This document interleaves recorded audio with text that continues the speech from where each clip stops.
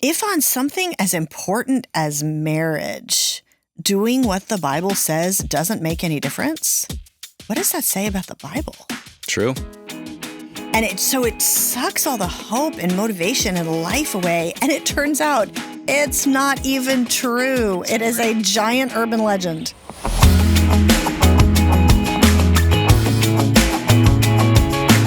All right, welcome back to Married with Benefits. I'm your host, Brian Goins. And as I've been on this journey this whole season, as we're coming towards the end, which is sad, it's gone by so quickly. I think the thing that has surprised me the most on this journey is how many of these things are super simple to do. They're easy. Using sign language, the Fantastic Five that we talked about early on in the season. I think about using sign language. They're easy to do. And then we also discovered they're easy not to do, not to apply. But the thing that's so interesting is that these happy couples aren't trying to be happy. It's like it's this byproduct. And in this secret that we're going to talk about in this episode, we're going to discover that their goal is a lot higher than just happiness.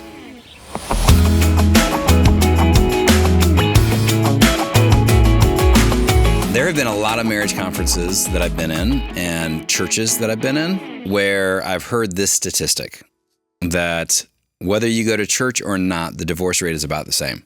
That 50%. 50% of every couple, 50% of every marriage is going to end in divorce. And it's the same in the church as it is in the world. Yeah. The rate of divorce. Yeah. Yep. And so you're going to tell me today that's not only way off, but actually destructive to even say it. Yeah. Well, believe me, I've said it too before I started the research to go, what is the actual truth here? Yeah.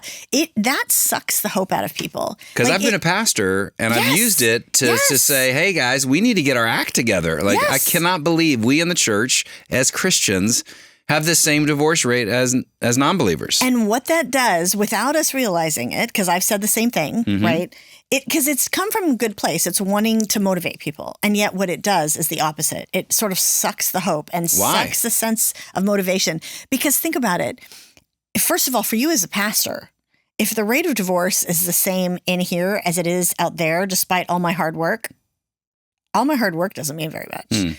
And if you're the person in the pew, so to speak, and you're hearing this and you've internalized this, there's this sneaky damaging thing that basically says, if on something as important as marriage, doing what the Bible says doesn't make any difference, what does that say about the Bible? True. And it sucks all the hope and motivation and life away. And it turns out it's not even true. So it is a giant urban legend. And I was going to say, where does it come from? Because this secret that we're going to talk about, this one of our, close to our end here, we're going to have a bonus one, which I'm excited about, that you didn't put in the book. But you talked about this secret is highly happy couples look higher, or they put God at the center. So where did it happened to where all of a sudden we're all just quoting this thing? So this comes from a misunderstanding of a George Barna study from 25 years ago, quite some time ago. And everybody quotes it as George Barna found, because he's a very respected researcher, and the George Barna Group is a very respected research group. They do excellent work. And it got quoted as, hey, George Barna found that the rate of divorce was the same in the church. And he didn't, because he wasn't studying people in the church. What most people don't realize is that he was studying, in that study, just belief systems. For example, you call people on the phone, and what do you identify as? You Christian, Jewish, Muslim, atheist, none. I'm a religious none, right? And those groups did have the same divorce rates. But he specifically excluded whether they went to church from the analysis, because that wasn't the point of the study. That wasn't what he was trying. There's a ton of people that would say, I'm a Christian or I'm Jewish. You live in America, you're a Christian, or you're whatever. The issue is that it got picked up and sort of misrepresented in the media. And unfortunately, a lot of pastors and a lot of churches started adopting that for the same reason that you did and the same reason that I did, which is, oh my gosh, this is so alarming. We got to wake people up, and not realizing it's not even true. I ended up, as part of this project, I ended up spending years on this because I got mildly obsessed by trying to figure out what was true. Because I'm like, not every pastor has the ability to go dig into Census Bureau data. That's why I could not be a researcher. There's no chance. I've never even had the thought, I really want to obsess over statistics. Like, that's never been this kind of stuff. It's just, I can't help it. I'm just glad you have charts and stuff in here because it has like 3 numbers on the chart. I can make sense of that. Yeah. Well, I think this stuff is fascinating, but it does show how often it can be misunderstood. So what I ended up doing was I partnered with the Barna Group, and we bought that data set and we reran the numbers, but with that one factor added in, because they had actually collected it. It wasn't designed to, study church attendance, but they had asked. They had asked a question like, were you in church? When was the most recent time you were in church or worship? And so we looked at everyone who was actually in church last week. Right. That's kind of the metric we used. And according to the Barna data, that same data set, and by the way, every other study that's ever been done on this, that's not exaggeration, every other study, the divorce rate amongst actual churchgoers just plummets. And it falls anywhere from 25 to 50% or actually more recently. Really? And would you say that's true among those that are not just in first-time marriages, but in... Oh, everybody. Yeah, everybody. It's across the board. Okay. It is an across-the-board thing.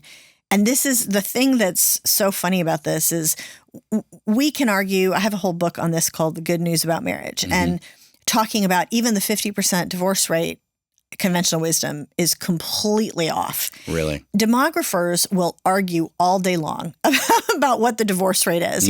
Some people are like, it's 42%. And, I'm like, I think it's more like 25%. Like, it sounds like something that would be on C-SPAN to have demographers arguing about data sets. It's kind of depressing, actually, to think about that, right? Yeah.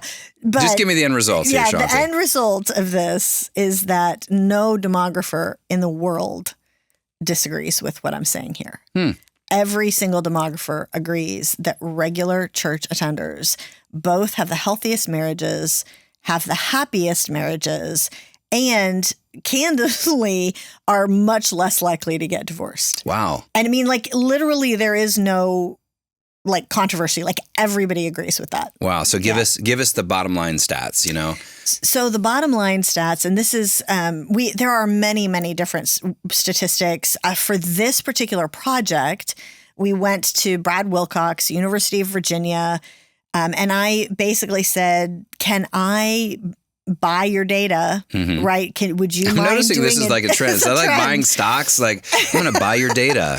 Well, see, this is why research is expensive, actually, because I can't just go to somebody who spent, $150,000 on a data run, to do a big survey and say, would you mind running that for free for me? Like, no, you have to actually pay something. Okay. So and Dr. Wilcox, he was amazing, right? And so he did a data run, and for the purposes of this book and this sort of issue of highly happy couples, right?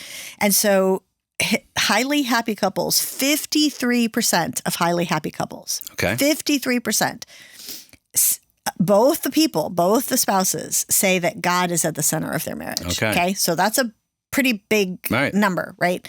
Only 7% of so-so and struggling couples say that. Wow. Like, just think about those numbers for a minute. 53% of highly happy couples say God is at the center of their marriage. And was that the phrase you used? 7. Yes. Yeah. Well, not me. That's the phrase he used. Okay. Yeah. Saying God is at the center of their marriage. Yes. Well, and we'd love to go to Brad and talk to him. Absolutely. And just ask him, what are some of the reasons why those couples are far more likely to be happy? And this is what he said. So, Brad, thanks for being back with us. One of the things that you had done a number of years ago when I was trying to quantify some of the things I was finding from the highly happy couples is you had done a data run of some of your data, and you had found that 53% of highly happy couples, both of the spouses say that God is at the center of their marriage, whereas only 7% of the so-so or struggling couples say that God is at the center of their marriage.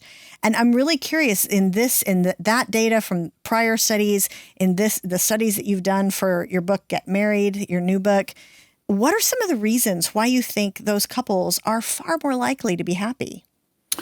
Yeah, that's a great question, Shanti. I think that commitment, trust, emotional security are all powerful predictors of a great marriage and a powerful love. And I think kind of having that intense faith is linked for many Americans to a happier and sort of more committed marriage. So I think that's part of the story. But I think beyond that, there's a way in which when couples have or spouses have kind of a strong relationship, spiritual relationship with God, it just sort of spills over into kind of fostering a higher sense of emotional intimacy and generosity in their marriage too. I think that's in play as well. So we know now that the pros would say putting God at the center makes a huge difference in their satisfaction, in their happiness. But it's like, that's kind of an ambiguous, nebulous type term. And so this is one of the things that I really enjoyed about leading The Art of Marriage is that, the Art of Marriage, we've talked about it throughout this series, is this six-part video series that helps couples just kind of walk through the fundamentals of marriage. It's great to do with other couples. It's great to do as a marriage event. And we get to the last session and we start talking about what does that look like to put God at the center. And we really came up with 3 things. We asked a ton of different experts and just asking them, what does that actually look like? And we came up with 3 things. And Shanti, I don't know if you'd agree with these or not, but oh, totally. Yeah, absolutely. I know that it's one thing to say put God at the center, but you got to give me some type of application. What are the little things, like we've talked about this whole season, what are the little things that we do in the same direction that can help us put God at the center? So we found 3 things. First, pursue God together. Secondly, pursue God with others in community of some type. And then lastly, actually pursue others that are far from God. Yeah. To try to actually bring them towards putting God at the center of their lives. And so let's just take each one of those, pursuing God together. Shanti, what does that mean to you? So this is going to sound cheesy, Okay. right? But many of us have heard the triangle illustration, right? Like if you picture a triangle with God at the top and the husband and the wife at the 2 points on the bottom, the concept is, okay, ignore each other for a minute. And stop looking toward each other and look towards God and move along the triangle sides up towards God at the point.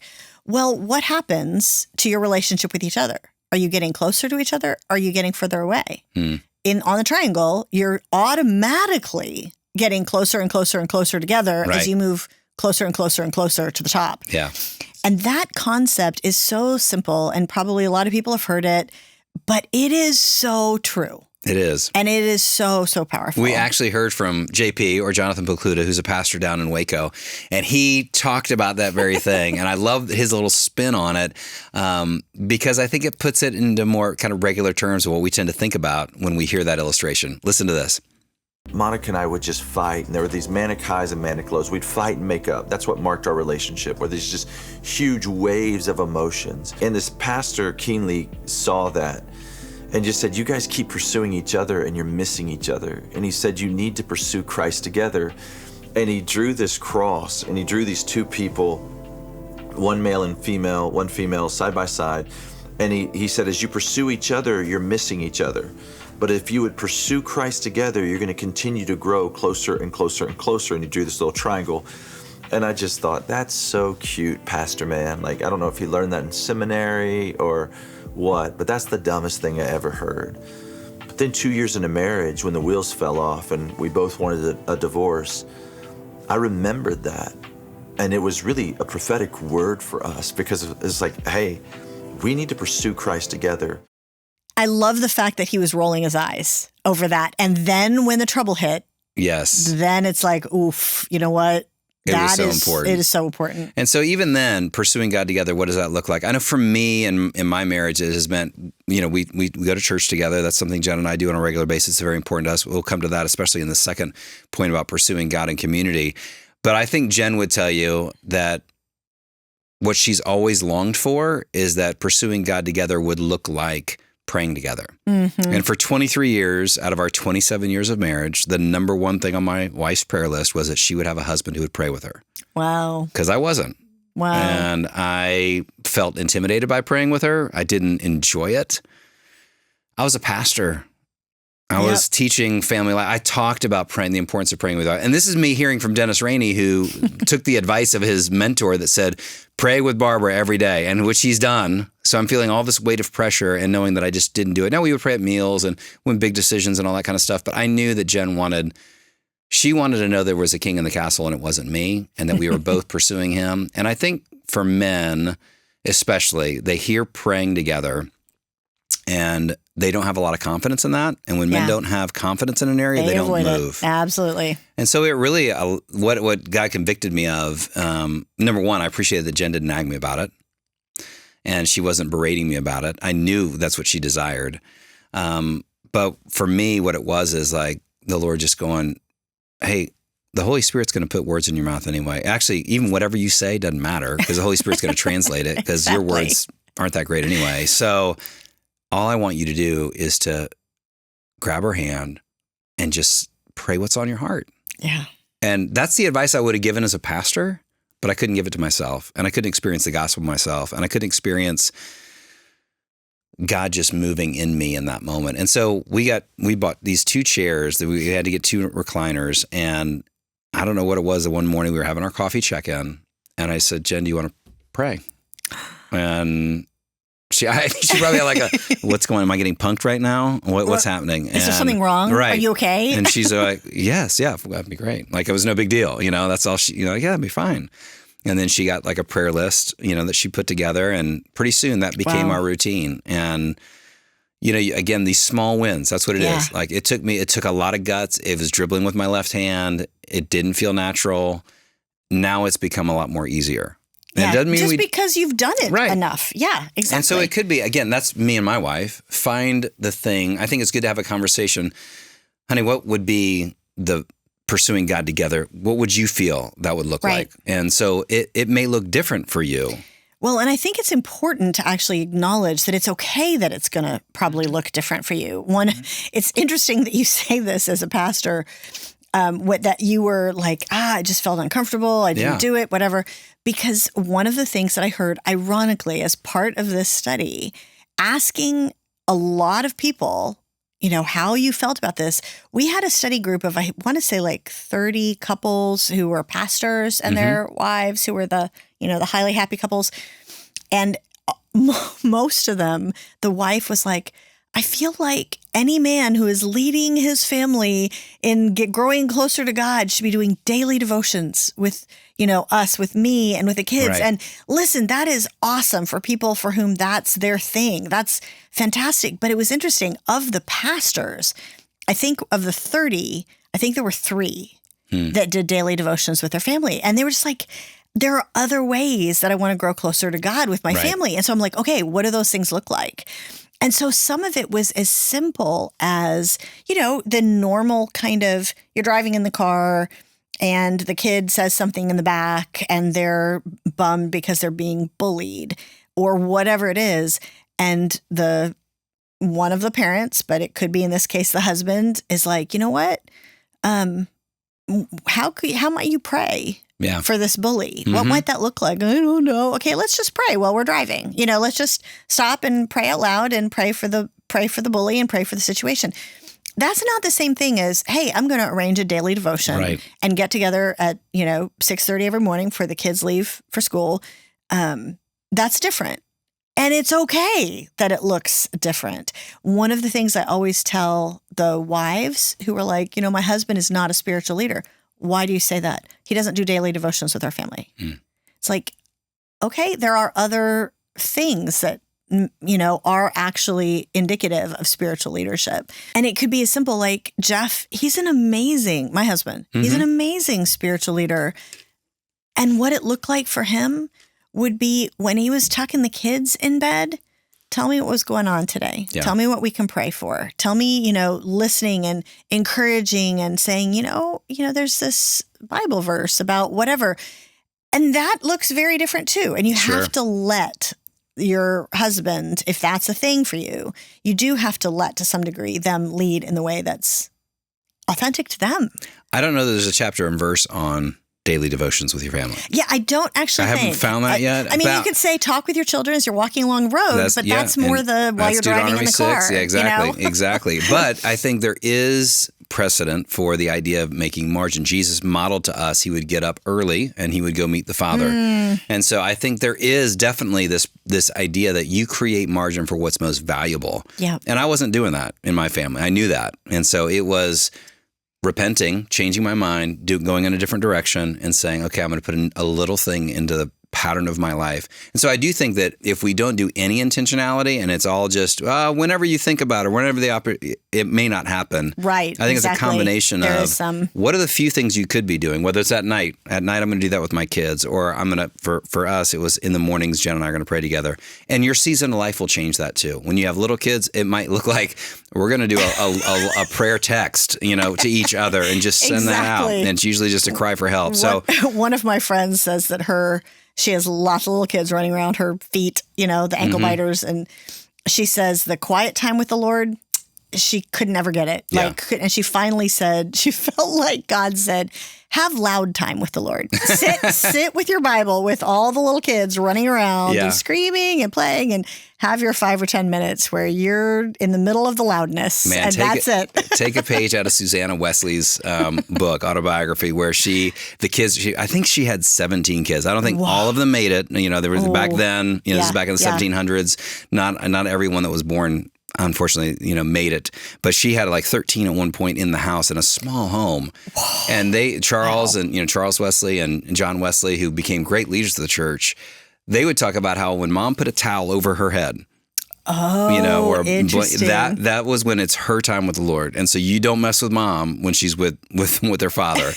And they just knew, even in the middle of 13 kids running around, that was a loud time with the Lord, right? Yeah. So pursuing God together, the important thing is what does that look like for you to put God at the center for just you two? The second one is that great couples that put God at the center, they pursue God with others in community.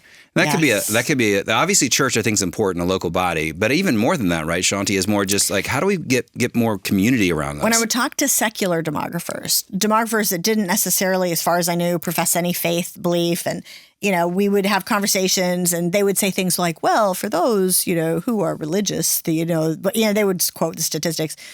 And I would ask them, okay, what are some of the reasons you think that going to church or going to synagogue or whatever, why is that so impactful, for happiness in marriage?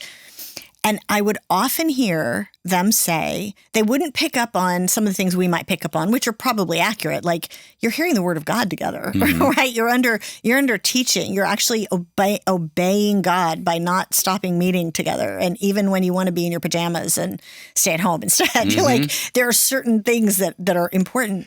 But one of the things every one of the secular demographers mentioned is, well, you're in community. Like, okay, so what does that mean?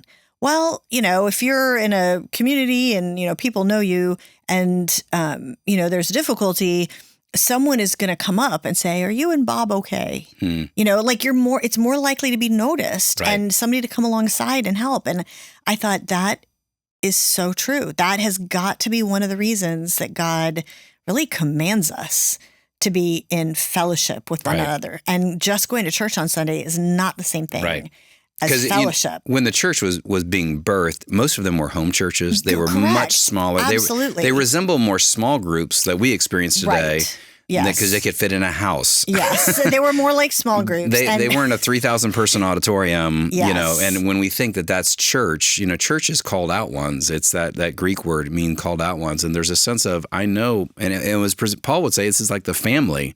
Yes. You don't have a family reunion and think that's that's community. It is more, I got to be in an immediate family. I have to be in a small group. And I would say to most people out there, this is something that I personally think every couple has to wrestle with.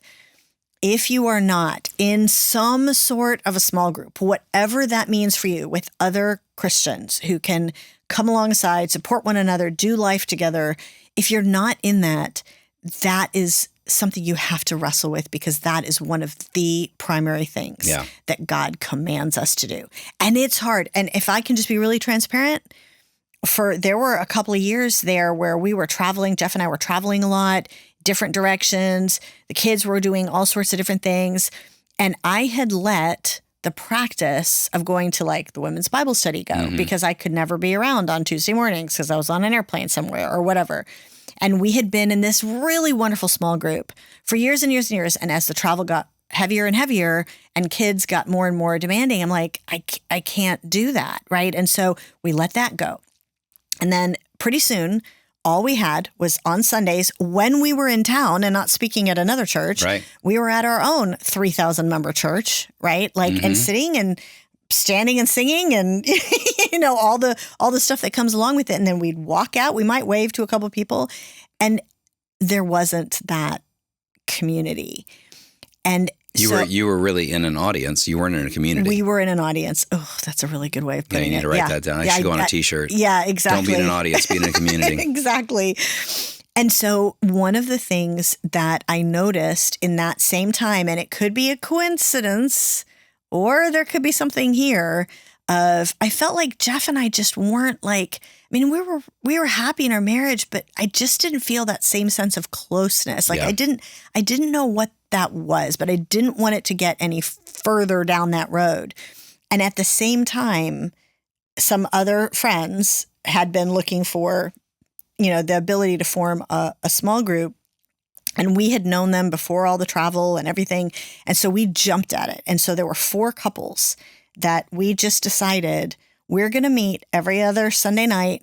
And you know what? All of us are busy. All of us travel for business, et cetera, et cetera, et cetera. We're not even going to have the pressure to let's pick the Bible study that we're going through. Instead, literally, we sit there, we have our coffee or our tea because some of them are Canadians and, they really like their tea. We're going to have our hot beverage. And we are going to share what's going on in our lives and pray for one another. Yeah. And that's it. Super simple. There's no study. There's no whatever. And it has been life-giving. And I've noticed Jeff and I get closer together as that happens. It's just the way it works. Right. I think often for me, when I look at those times of life, especially when we had young kids, it was great to be able to be around other couples and find the babysitters, there's ways to get around it. If you prioritize it, you'll make it happen.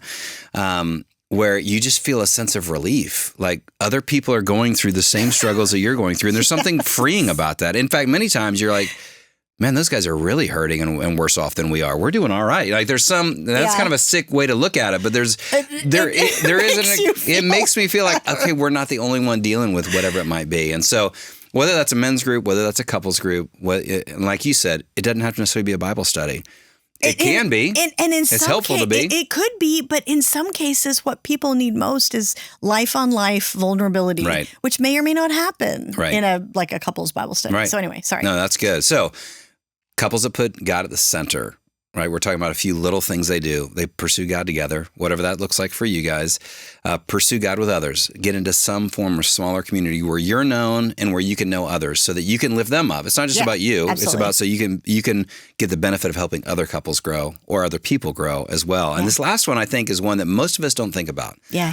And that is I actually get closer to God when I pursue others that are far from God. That I activate the mission because God didn't just put us together to live happily ever after. Yeah. And that's something we long for. We want to be a part of that highly happy pro couples, but pro couples realize it's not about them. Yeah. And they actually take their eyes off themselves and say, what's the purpose God put us here? Like David and Wilson love to say, make a dent where you're sent. And where you're sent is where you are. So wherever you are, whatever cul-de-sac, whatever apartment you're living in, your work, how do I make an impact and help other people's lives get better? And can I also mention that doesn't just have to mean people who are far from God. Mm-hmm. Like right now, I'm in the middle of helping several different friends who are in difficult seasons of their marriage try to move through this and pursue God together. And what would God have you do? And can you pray together about this? And that actually is itself also a mission focus. Yeah. And it's astounding how much, once you've walked through that yourself, God often will send you on mission to someone else in that situation who's a few years behind you. That's it. That's good. And it strengthens you in that situation. Yeah. Yeah. Maybe the reason why your marriage is in such a a tough spot or where it's not feeling that synergy that you want it to is that you're spending way too much time looking at each other and trying to make each other's happy. What if we got our eyes off ourselves and try to make other people happy and help to lift them up towards God? I think you'll actually find that you'll move closer together. One of the things that you say in your book is that a lot of these couples just kind of stumble into these habits. They just kind of figure them out, right? They don't just wake up going, I'm going to be intentional today with pursuing God, pursuing others, and pursuing those around me. You say, they stumbled into many of the habits in this book as a part of their journey to get there. Yeah. But they shared that for them, the most life-changing part was treating each other the way God commands, not just to please the other, but to please God first. That's putting God at the center. And I like what this husband said. We got on the same page and realized that we had to be pleasing to God. Our main goal now is to make sure we're pleasing Him, and we reap the benefits. If I treat you the way God wants me to, then you'll be happy, and then I'll be happy. Wow, that's a great deal. Yeah. When you put God at the center, actually you discover that your happiness goes up versus when I am expecting my spouse. And honestly, I think that's when we get married. It's like the picture is like, at the wedding day, you're holding each other's hands, you're looking in each other's eyes. And there's a lot of us that think the reason why we got married is that you're going to make me happy. And then you come to find out that, what if both of us are thinking that, exactly. then somebody's going to be disappointed. It's like 2 ticks, no hound. We're just going to suck the life out of each other and hope that it's going to make us happy. I wish I had gotten a picture of this, but on that wedding day, when we commit our vows to each other, we are looking at each other, right? Jen and I were looking at each other. You were looking into Jeff's eyes and you were thinking, love's got us here. Love's going to take us forward. All this, we're feeling all those feels. It's great. But something happens once you say I do, you then turn. Yeah. You notice that? They both turn out. So now they're facing outward. They're holding hands, but they're looking outward. And I think that's the intention God has for every couple. Yeah. That it's not about this. This isn't what's going to, me looking into my spouse's eyes is not what's going to make me go the distance. It's actually me turning, holding my spouse's hand, being friends like we've talked about, but going into a world that desperately needs God. Yeah. And looking up. And as looking you up. do. Yep. That's right. And so it's like, I'm going to pursue God with my spouse. I'm going to pursue God together. We're going to get in community so people know us and so that we can know them and be accountable and all that kind of stuff, and they can help us grow. But then I think that last one, a lot of us miss is that really it's about mission. And I think that's what I love about Family Life is that Family Life is committed to this idea of it's helping families grow from isolation to oneness. We want them to experience happiness, to be highly happy couples, but it's not just to stay there. It's so that as we're experiencing oneness, because it's not a destination. Oneness doesn't just happen like, oh, we're one now. No, you're always kind of going back and forth between isolation and oneness. But as you're experiencing oneness, my focus should be to go to outward to impact my corner of the world. Yeah. So I love this secret. It's one of my favorite ones. I think it's one of the most important. It is so important to put God at the center. And if that's something that you want help with, Family Life wants to help you get there, and whether it's getting into a small group with a tool like Art of Marriage, whether it's talking to somebody here at Family Life about what does that look like to be on mission, man, we'd love to help you with that. So Shanti, thanks for discovering this and pointing it out to us and making it a priority for us.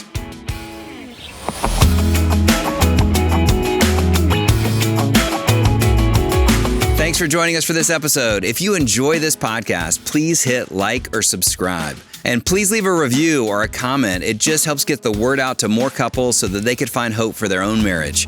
And listen, if you haven't picked up Shanti's book that we're talking about all this season long, The Surprising Secrets of Highly Happy Marriages, you're going to want to get that and maybe grab one to give away, because that's really what we're about here at Family Life. We want to help you experience oneness so that you can impact your corner of the world. And listen, we've got a lot more help and hope for your marriage and family at FamilyLife.com. You can find other articles, you can find podcasts, you can find shows, small group resources. You'll want to check that out at FamilyLife.com.